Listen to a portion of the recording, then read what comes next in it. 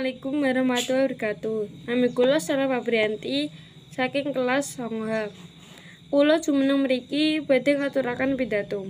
Ingkang kawula hormati Bapak Kepala Sekolah, ingkang kawula hormati Bapak lan Ibu guru, sedaya rencang-rencang ingkang kawula tresnani. Bapak Ibu ingkang kawula hormati, puji lan puji syukur marang Gusti Taala. Sangga kawula lan kaliyan sedaya saged marepal sesarengan kanthi keadaan sehat walafiat.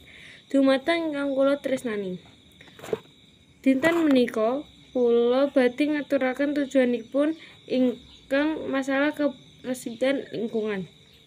Masalah ingkang sepele nanging amargi sangat tumrap ing panguripan kula lan panjenengan sedaya ing kehidupan sehari-hari. Ingkang kita sedaya perlu sadari lingkungan kuwi panggenan kangge kita sedaya urip. Jaga karesikan lingkungan yakuwi cara kang becik kangge nyegah penyakit-penyakit ingkang ngintai ing musim udan kaya saiki.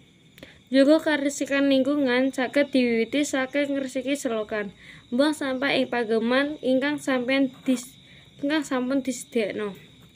Cakep semanten ingkang kula aturaken, menawa wonten salah kula nyuwun pangapunten ingkang kathah matur suwun. Wassalamualaikum warahmatullahi wabarakatuh.